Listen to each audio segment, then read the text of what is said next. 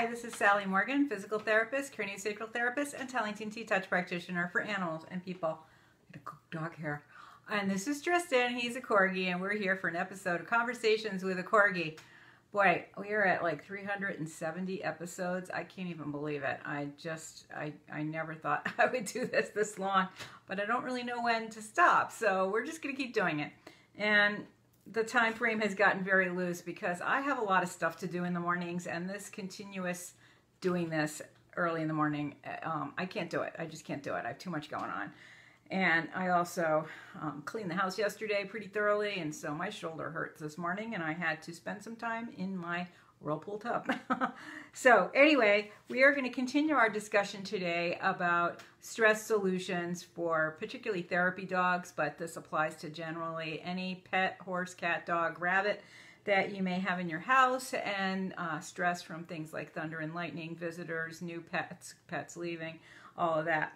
So we looked yesterday at a bunch of different products that I like, the flower essences from Botanical Animal in particular. We looked at Mellow Out and Panic Attack and Easy Does It. We looked at essential oils such as lavender, and there's one called Peace and Calming that someone even wrote a comment about, that it works great for their pets, and I've used that myself personally when I had a very stressful job.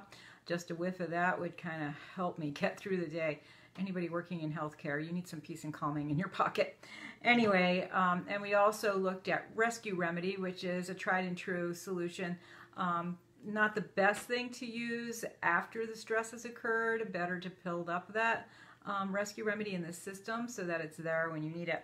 So today we're going to look at some related things and then some general things. One of the things are these kinds of collars and collar clip-ons. This one's called a Sniff It. I have them on my, and see this little picture, the dog has it on his collar. So you get this little pad, and it velcros on the collar, and then it comes with a little bottle of calming essential oil.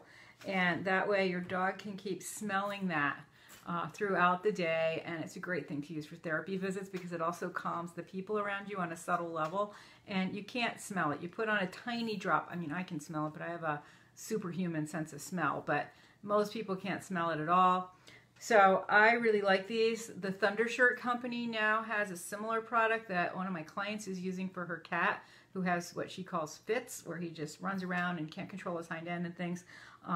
And for animals with seizures, that Thundershirt collar that is similar to this, which has essential oils in it to help calm the animal, can be really useful. So her cat wears this collar all the time. She notices a real decline in his behavior when he's not wearing it. So you can use something like that too for your therapy animals, or also just in general, or just put it on your dog like this one. He's pretty darn good about everything except some kinds of thunderstorms. So if I were noticing that he was having a problem with them, of course I have these available, so I might put one of these and put a collar on him. The other thing that you can use these for, which is more commonly what I use them for, is when he's in his crate. When we were at a dog show or an expo or at an event, anytime he's going to be spending time in his crate, I put a drop on the pad, and there's a thing that you can just stick onto the crate and then stick the pad on that. And I use that, or I just, his crate's one of those nylon ones with netting all over it. I just put it upside down on the top of the crate so it's wafting into him, or I'll put it under the blanket in the bottom of the crate. Either way, it really works. We've seen a huge change. Even my sister, who doesn't always know when I'm using it when we're at expos, she will come over and ask me if I've been using it during this certain period of time. And, she'll say because she's noticed his behavior is better. He gets really stressed with people trying to, 8 of them at once, try to pet him. He's like a really little dog, and that's a lot of people for a really little dog. Or if big dogs come up to his crate, which also happens at expos, people are not holding their pets and they just kind of wander in, and next thing you know, I've got a Malamute breathing down on my Corgi, and he panics and starts barking. Somewhat at the Malamute, but also to get my attention. So these collars have helped keep him calm, and other essential oils as well. So that's one thing you can do. Another thing that you can do, especially in regards to thunderstorms and things, but even if you're doing visits to schools or libraries or nursing homes, have a safe zone for your dog.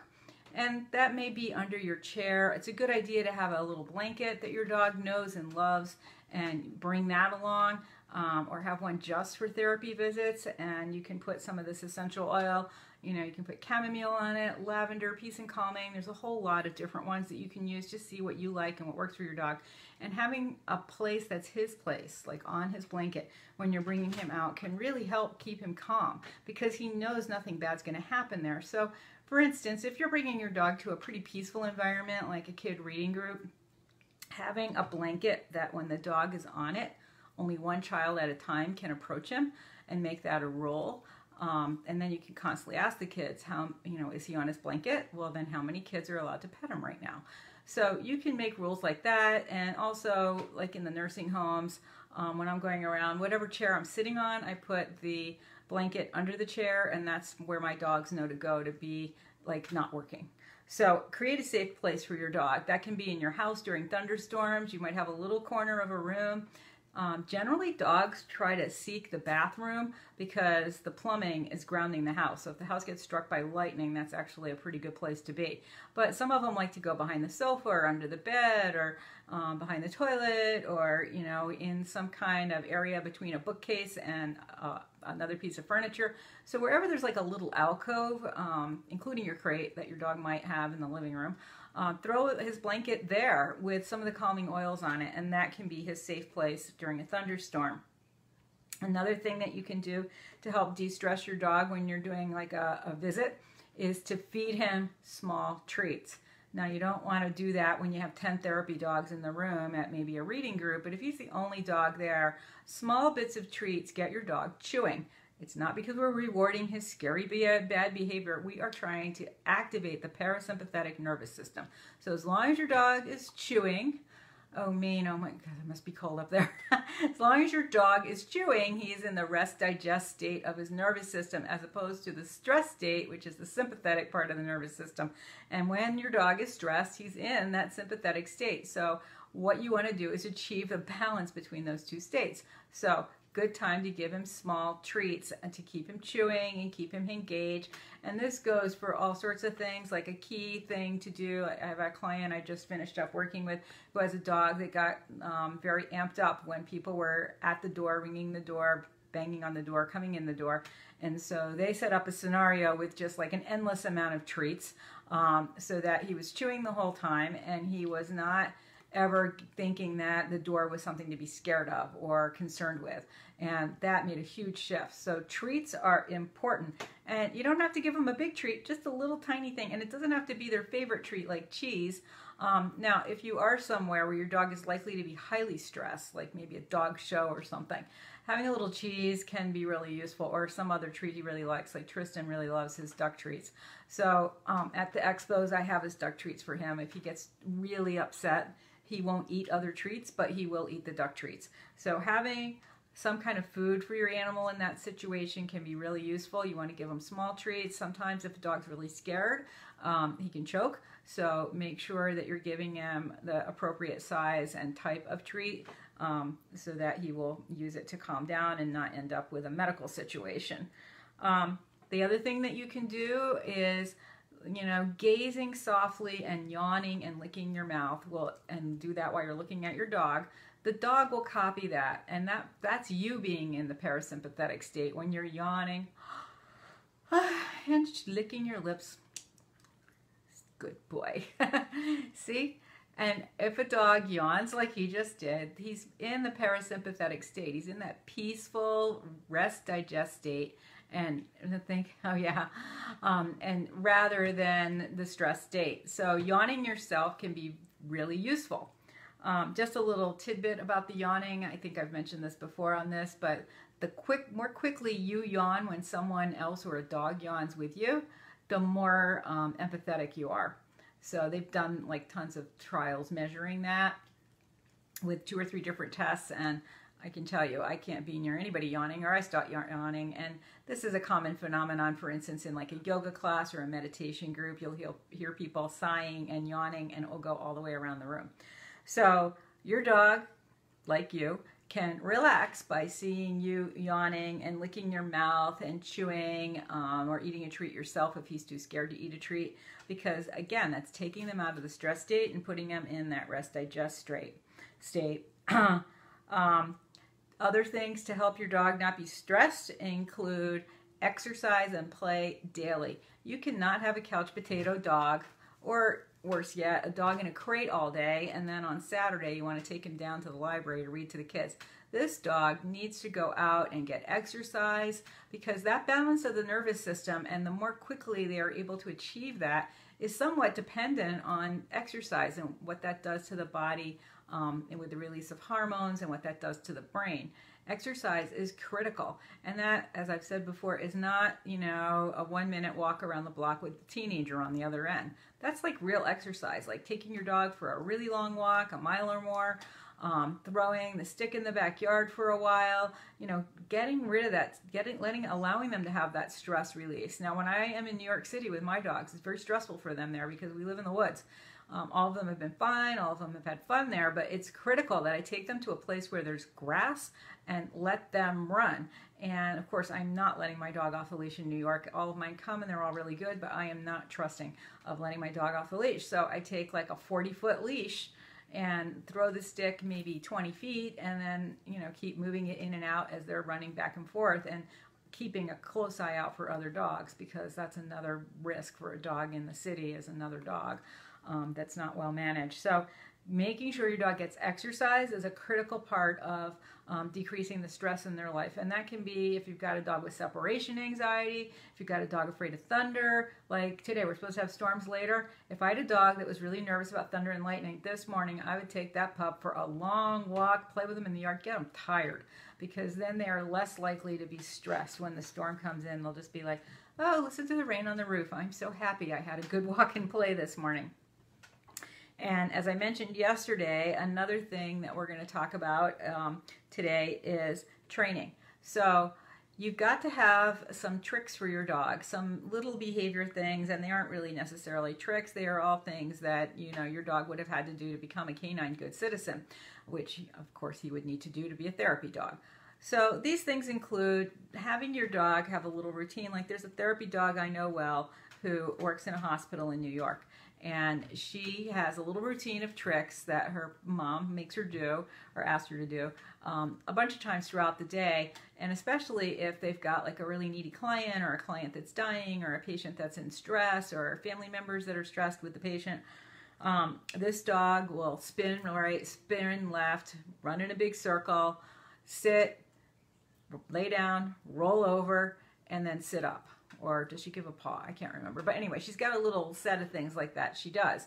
So for instance, with that dog that was very upset about people coming to the door, they sat with him near the door and had him working, had him doing his tricks. He's really smart. He loves to do tricks. They were teaching him new tricks all the time.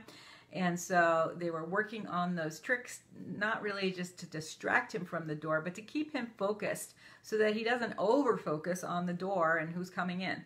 So the same thing is true for thunder and lightning. Now, very rarely have I had a dog that was afraid of thunder and lightning that we could do tricks with while it was thundering outside. But Tristan is one that I can do that with. If I put on his music and do some dog dancing steps with him, he's much calmer. If it's really bad outside, then he won't participate and I have to do some other things. But I have a client dog who basically has no tricks except sit. And she is so afraid of thunder and lightning that like she's just unnerved. Like we have to do other things. But for a dog that's in a therapy setting, if they're starting to get stressed, if you start to see them having that hard stare, holding their breath, putting their ears back a little bit, maybe hyper wagging, asking them to do their tricks is the perfect thing to kind of interrupt that before it gets worse. And the kids love it, or the old folks, or wherever you are, the hospital client, everybody loves to see dogs doing cute things. So that's one thing that you should really make sure, especially if you have a therapy animal, that they've got some tricks. For cats, I've seen cats do high fives and sit up pretty. And I've had I had a guinea pig that did therapy work that could do circles each way. So everyone can do a trick. I mean, I haven't seen too many rabbits do anything more than sit and sit up. And certainly my mom's horse has a few things that she does. She's a miniature horse. She goes to nursing homes, or she used to. She's getting 20 years old now, so she and my mom are somewhat retired. But even Lucky had a few little tricks that she could do. So it's important to know about those and train your dog to do them, because if it becomes a routine, it can get them out of that stress state. So those are just a few more tips for today.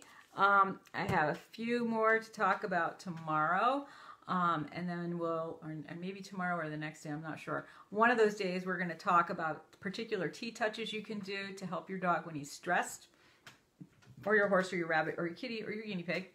And then we have a few more general things, and then Sunday we'll be on to another topic. So thanks for joining us today, and feel free to go to the website for the Thundershirt people and look up their calming collar. I know for cats, sometimes people are really nervous about using essential oils, but that collar for this particular cat, that's my client, he's a big kitty, but still I think it wouldn't be too much for a 7-pound kitty. And it's really useful. It's really helped that cat. And like I said, these Sniff It things are really good. They're on my website. If you want one, you can go there, www.sallymorganpt.com. I don't know if my sister still has any left. She hasn't reordered them. I took all the last one she had, I think. So thanks for joining us today. Everybody have a great day. Keep calm and carry on when you're doing your therapy work, or if your dog is getting nervous for whatever reason. Right, Tris? You need a bath, sir. He lucked out. This morning I was going to give him a bath, but I wasn't feeling up to all the lifting and washing tomorrow, because you're getting a little stinky.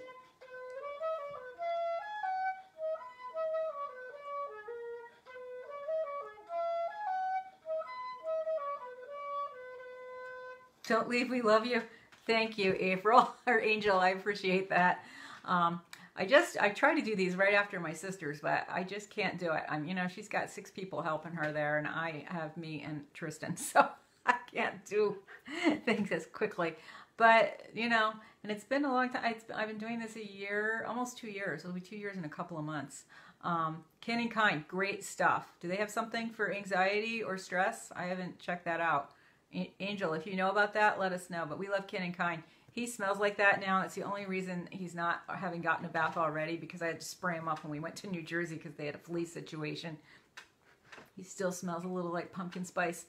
All right, we'll see you guys tomorrow sometime between 8:30 and 9. Thanks for joining us. Have a great day.